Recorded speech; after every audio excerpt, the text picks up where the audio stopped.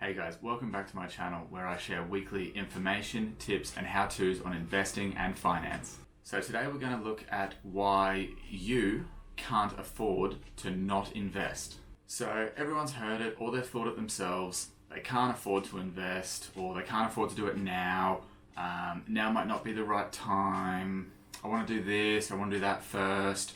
Or perhaps maybe I'll just start next year. And sometimes some of these are genuine, temporary excuses.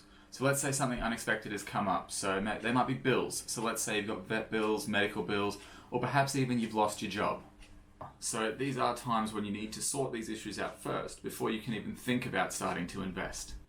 And then there are other things that maybe got a little bit out of control. So let's say you've got a heap of credit card debt or a bunch of personal loans or payday loans or something like that, and they're putting a big strain on your day-to-day finances.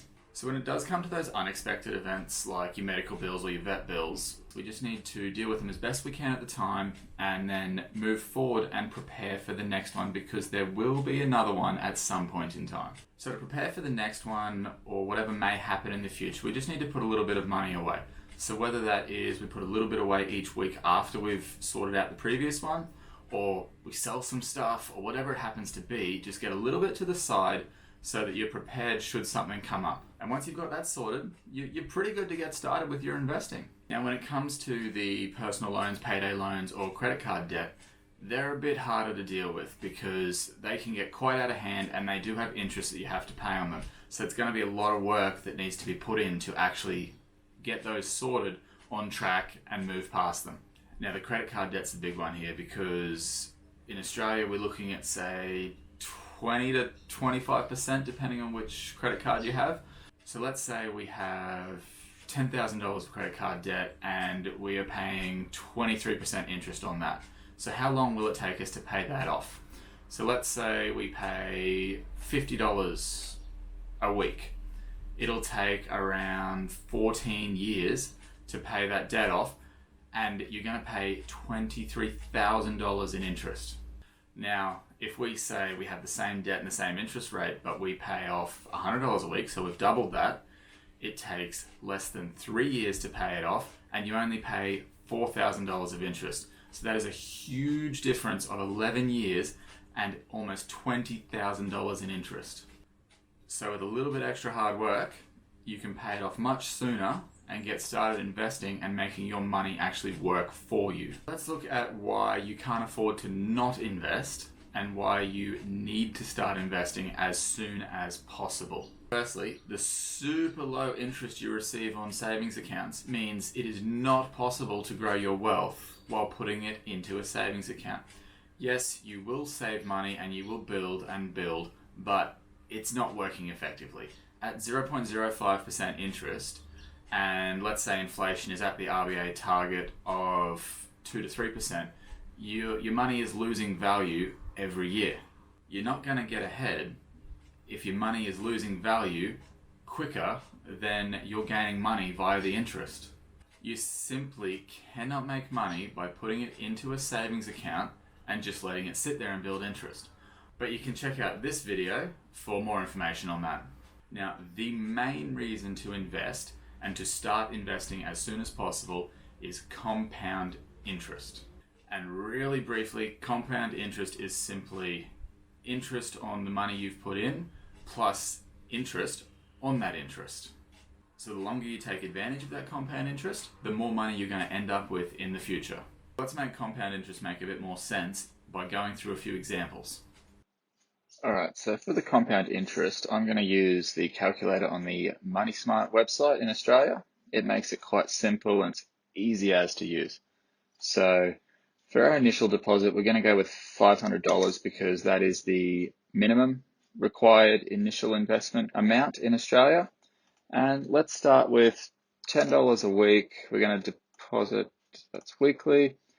Compound frequency we'll leave as monthly. We're going to go 10 years and let's go 10% for the annual interest rate. Now, the Australian share market has returned on average 13.21% a year since 1900, and this is based on the All Ordinaries Accumulation Index, which does include dividends. More recently, though, let's say the past 30 or so years, we're looking at closer to that 10% mark. So with the calculator filled out, we can move on down to our results. Now, this is our initial deposit in the dark blue. The lighter blue shows our regular deposits building, and then the lightest blue shows our total interest. So with our $500 initial deposit, $10 weekly deposit over 10 years at 10%, we end up with $10,230 total, with $4,530 of that being interest. Right, so let's look at another example. So for me, I'm a 2 coffee a day person. So what if we decide we're going to sacrifice a little and drop down to 1 coffee a day during the week? Now we could drop down to none and save a bit more money, but divorce is pretty expensive. So we'll still have 1 a day, which means we have at $5 a coffee, say we have $25 a week spare to invest. So if we change this to 25, it changes our results here. So we're ending up with 23,500, with our total interest being almost half now at 10,000, with our regular deposits totaling 13,000, that's pretty awesome. But what if we do it for 20 years instead of 10? So if we change that to 20 years, now this is where we start to see a real impact with the compound interest. So our total savings then amount to almost $86,000, and our total interest is almost $60,000, which is significantly more than our regular deposits of $26,000 total.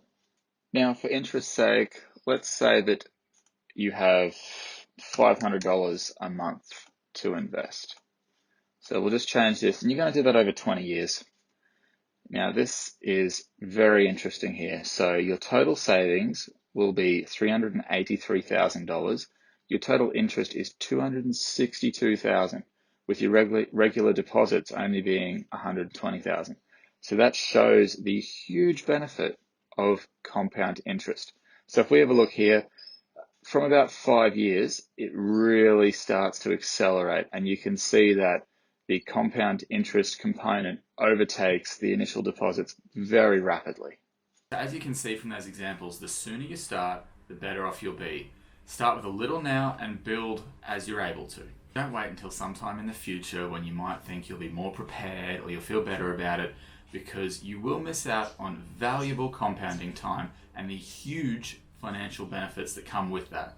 So if you've got it, you need to get rid of that crazy credit card debt as soon as you can. Sell stuff, work more, give up stuff, whatever you got to do, get that down.